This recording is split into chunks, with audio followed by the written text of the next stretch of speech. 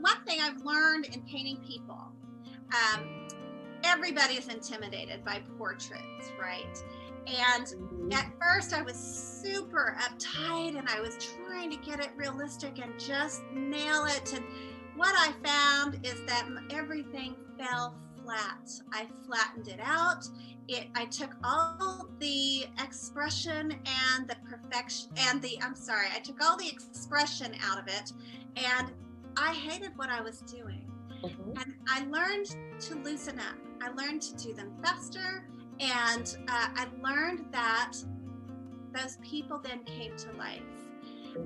And so that's what I want to convey. And I have some real fun exercises to help people learn to loosen up, do portraits a lot faster, mix colors so that you're happy with those skin tones, and then play on that with additional colors in those skin tones to add additional expression.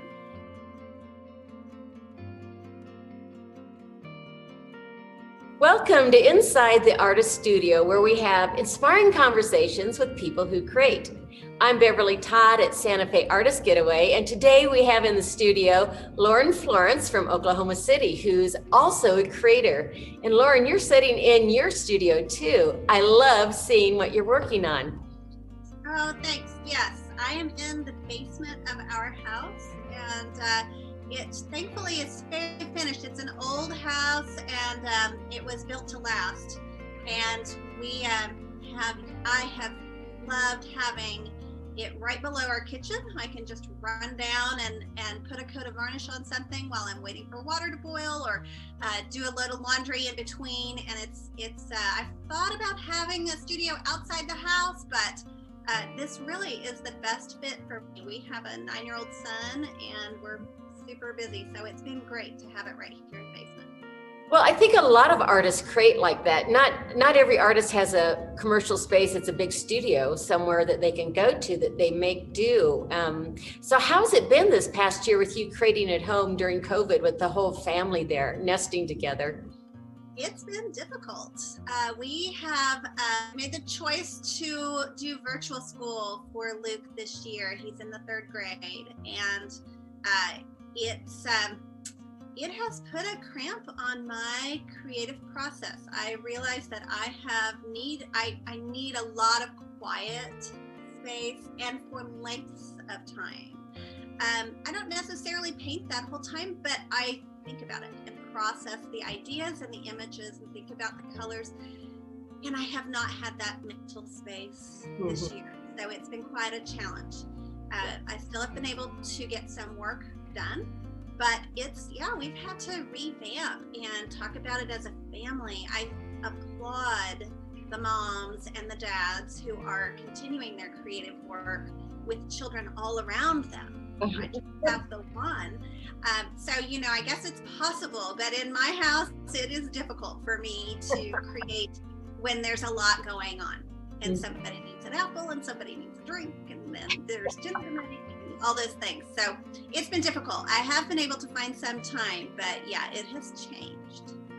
So, you mentioned the creative process. It's not just actually standing in front of the canvas and painting, but I think as artists, we have to let inspiration percolate, thinking about what we're going to create, how it looks. And sometimes I spend more time not on the canvas than at it seems like. Do you find that too? Absolutely. I have a couple of very comfortable chairs in here, and I sit in them and stare at my canvases from a distance almost as long as I spend actually painting on the canvas. That happens all the time. I will have an image in my mind at the outset, and it rarely ends up that way at the end. I tend to respond to what I see, and that changes over time. So when you're sitting back away looking at your art, what are you looking for? And I think that is probably the best thing artists can do, is get away, distance, maybe even days or weeks later, and look at it with fresh eyes and see it. So what are you looking for? I'm looking for areas that are not visually pleasing, and thinking about how I might improve those areas. And again, I need to keep my mind open.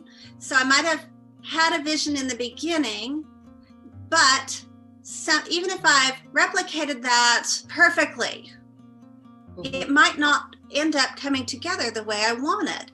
And so I need to be open to possibilities, things that I hadn't thought of in the beginning. And so there's a lot of just sitting and staring. Mind process. And I'll tell you what, our utility room is also in our basement. It's right down the hall.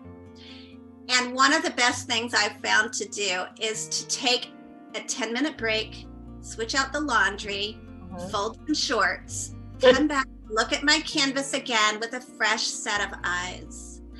And oftentimes what I hated or was unhappy with before looks better than it did before. I think I just need to reset my brain and look at something else, and then I can see it objectively now. And I love the fact that you pointed out how glamorous the life of the artist is. We actually do laundry in between things, or I mean, what to do, right? It's not all just hanging out and being cool in the studio. Yeah. So behind you, I see some really beautiful art that's happening. Tell us a little bit about the large suffrage painting. So last year was the 100th anniversary of women gaining the right to vote. My mother is a big history buff and especially loves that topic, women's suffrage. And she's even taught classes on it through a university here in Oklahoma, continuing ed type class. Anyway, there were a lot of images last August for the anniversary floating around, and I just loved this image. The joy in it, the flags. It's not, this one isn't quite finished. I still need to do the letters on the pennants that say votes for women. The image, of course, taken in 1920 was in black and white. And I thought, oh, it just needs to be in color. And so I've taken it on. It's very complex. I don't usually do compositions this complex, but I just love the way it's coming together, and I'm happy I've taken it on. So I'm excited about this one. I do. I love it. There's so much energy and enthusiasm. And I'm hanging out with those women back. This probably was taken in the 20s, I'm guessing. Was it that about? 1920, when it happened. Yeah, when they gained the right to vote. So the hats are great, and the clothing is great, and this car that they're in some type of convertible is great. And anyway, it's just, I've just really taken with the image. Yeah. So where do you find your inspiration? Do you use photos for reference? And is that a jumping off point? Or how do you because you do people, you do animals, you do figures. Yes. I am gravitating more toward vintage photos. I've been working a lot with vintage photos the last 3 or 4 years. I started out primarily doing animals, and then worked up the courage to do people, and started really enjoying the narrative that some of these old photos have, like this suffrage photo. Others, this is, and she's not quite finished, but I think you can kind of see this little girl on this tiny little. Yeah. And I don't know its story. You know, it's in the flea market, you can find stacks of old photos. And so that's where this one came from. And she's so pleased with herself. She's got this great old bike. And I put her against, this is the second time I've painted her. I put her against these fish. And the title is A Gift from the Fishes, because the fish didn't need a bicycle, right? And so there's a little play on words there. And she's so excited about her bike. But it's just a fun little image, and I find the black and whites everywhere. We stayed in Birmingham in an old hotel in January, and there was a great photograph of a young girl in a darling old-fashioned bathing suit, and the dock she's standing on is filled with guys. She's the only girl there. She's the only one that is proud and happy and excited to be there. And guys are like, what is she doing? You know, and there's just so much attitude, and you can just build this whole story about why she's there. The fact that she doesn't care what they think.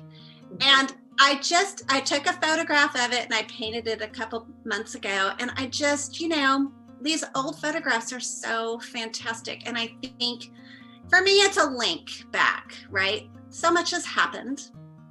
And only the big stuff trickles down. But if you look at these photos, you can build these narratives and sort of understand and think about the way they lived and the time they lived in. And I love bringing those stories back to life. The rich narrative, I see that in every piece of your art. It does make me want to know the person in the painting and the story behind that, or to even then make up the rest of the story myself. You know, what's happening in this life. In this Absolutely. Yeah. And then the other piece, you're not doing exactly a photo replication like the girl on the bike and the fish. You've added context and whimsy and interest to the canvas as well. Right. I mean, I'm hoping, you know, every one of these people, in the photograph, we just have this two-dimensional version of them, but they were real and they had dreams and they had thoughts, and, you know, adding additional elements like the fish, you know, it's a way to create that narrative and develop that character. Mm-hmm. It is. So you are teaching a workshop here at Santa Fe Artist Getaway this fall, and it's about cowboys and color and how do you capture the Wild West and the characters of the Wild West. Tell us a little bit about what people will learn in that workshop. Well, one thing I've learned in painting people, everybody's intimidated by portraits, right? And at first I was super uptight and I was trying to get it realistic and just nail it. And what I found is that everything fell flat. I flattened it out. I took all the expression and the perfection and I took all the expression out of it, and I hated what I was doing. And I learned to loosen up. I learned to do them faster. And I learned that those people then came to life. And so that's what I want to convey. And I have some real fun exercises to help people learn to loosen up, do portraits a lot faster, mix colors so that you're happy with those skin tones, and then play on that with additional colors in those skin tones to add additional expression. And it should be a fun time. Yeah. And you know, the one thing I've noticed in your art, although you're taking black and white photos and translating it to color, the color palettes you choose tend to have a little bit of an age patina to them. They're not bright contemporary like an Andy Warhol, but they really have that warm feel to them. So I think helping people figure out how do you create that color palette that's in your visual voice will be a lot of fun in your workshop. I'm a huge believer in a limited palette, and I have a color wheel exercise where we learn to take 3 colors and turn them into 32 colors. And because they're all mixed together, we and then, you know, we have 32, we have so many to choose from, but they're all related. And so there's an instant harmony and cohesion on the canvas because all of your colors are related to one another. And it has been transformative in my work. And I have taught this color wheel exercise a number of times, and it just really works wonders. I'm excited to share that as well. I'm excited to hear about that too. Yeah, exactly. So for people wanting to know more about Lauren's workshop, you can go to santafeartistgetaway.com. There's a link at the top of the webpage that says workshops. Click on that and they are listed by date. And your workshop, I can't remember the exact date. September 1st, 2nd, and 3rd. So the first week in September, 3 days here in Santa Fe. And the other cool thing, Lauren, are you sipping from your mug? Yeah, I got it. Mine went through the dishwasher, the logo's faded, but when you come, you get a Santa Fe Artist Getaway mug with our raven on them. So, but don't put yours in the dishwasher like I did. That's exciting. So Lauren, when somebody looks at a piece of your art, what do you hope they take away? What do you want the viewer, the collector to feel? Well, I want them to be drawn in by the story. I don't necessarily need them to understand the same things about it that I do, but I do want there to be an element of mystery there. I want them to be drawn in and wonder, what's going on there? Who are those people? Who is this little girl? Where did she get that great bike? And what's with the fish? I just want there to be a story. I want to get the wheels going in the brain and give people something to think about. So if I'm remembering right, your original background when you came out of college was in textiles and fabrics. How did you translate that and get to where you are now as a painter? Well, I always wanted to be a painter, even as a kid. And I was raised by very practical parents who did not think that art was a great career path. And they're probably right about that. I did get out into the world. I did end up in getting a textile design degree, a fine arts degree in textile design. But because of the lack of encouragement, I was afraid to take a painting class in college. I didn't think I was terribly talented at the time. And I was also interested in fabric, and I thought that would be, I might translate that into fashion, into the fashion industry and get a career that way. That didn't happen. 20 years go by. I ended up on a trading floor in Houston, Texas, and it's a little bit of a long story, but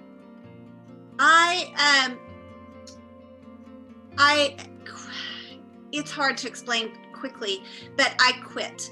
I quit that job because my savings account looked good, and I bought a small business in Bartlesville, Oklahoma, which is my hometown, and it was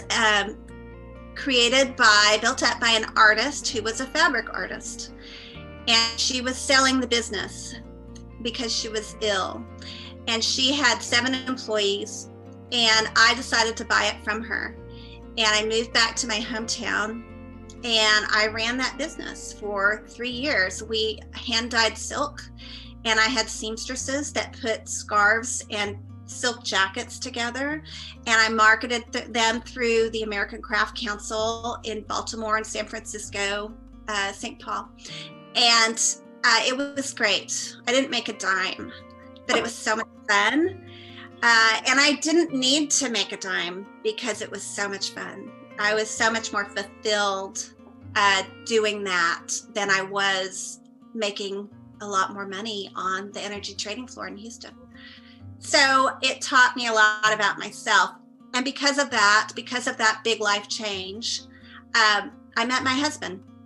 And a couple years later, we moved to Oklahoma City because his job changed and I had a baby.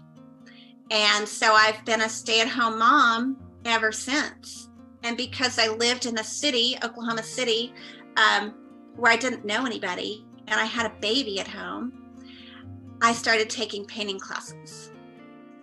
And I had suddenly the time to finally get up the nerve to paint. And so here we are 8 years later. And look what an amazing art practice you've developed and matured into this beautiful artist. So other people that are maybe dabbling or wanting to be an artist, what would you tell them? Take the long path like you do or jump right in? Jump right in. So I started teaching classes maybe 4 years ago. Pretty early in my painting career, I was already teaching classes at the urging of a couple of people here in Oklahoma City. And I've really gotten a lot of enjoyment out of doing that because we can have these conversations. So many people are afraid of painting. They don't want to be bad at it. And I suffered from that for years. And, you know, you don't have to show it to anybody. One of my favorite things is to paint in a notebook, and after it dries, you close the book. Mm-hmm. Nobody has to look at it. It doesn't have to be good. I also talk a lot about how every now and then you'll hear about a new Michelangelo or Leonardo da Vinci painting that's underneath another painting. Well, why is it underneath another painting? Because he painted that painting and he painted over it. So it's okay to not be bad. You can't be good without being bad first. You have to start somewhere. And if you feel called to try, then try.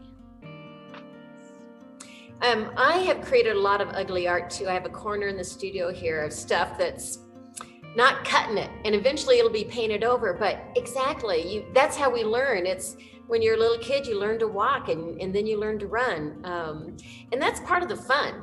You know, I tell people, don't judge yourself that you're doing good, bad, or good art or bad art. Just look at your art. What do you like about it? And then what do you want to do next to it? Where do you want to take it? How do you want to grow? Yeah. Sometimes I have things that I feel like are finished. I'm maybe not crazy about them, but I put them out there anyway. Sometimes those are the first ones that sell. I mean, you can't see your art from the same perspective as someone else. That's true. And what you respond to is probably going to be a little bit different than what other people respond to.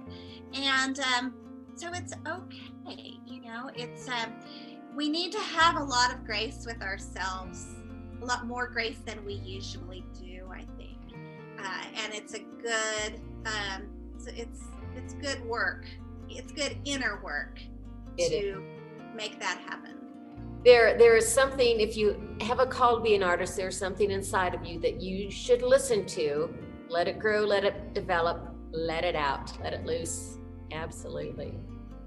So in your art career, thinking back about things that have been invaluable to you, what would you say are the top 3 things that have really helped you that you couldn't live without as an artist? Anything related to arts? Okay, learning how to mix color. You know, like I said before, using a limited palette and mixing from just a few provides that cohesive, unifying quality to your canvas. It also saves you a lot of money because you can buy, you know, here you're just buying 3 or 4 tubes of high quality paints, and instead of 45. Now, I do have a lot of tubes of paint in my studio, but I'm a big believer in just using 3 or 4 at a time. Also, it justifies using just 3 or 4. It helps justify spending money on that high quality paint. High quality paint is something I cannot live without. People often will bring the lower quality paints to painting classes. I'm like, yeah, you can see the difference right there. You know, high quality paint is worth the money, believe me. And a third thing, I don't know, a spray bottle, a really good spray bottle. They are magic, aren't they? I know. They are magic. And I used to use a cheap one that I got at Home Depot. No, it's not the same. The Mr. bottles are the thing.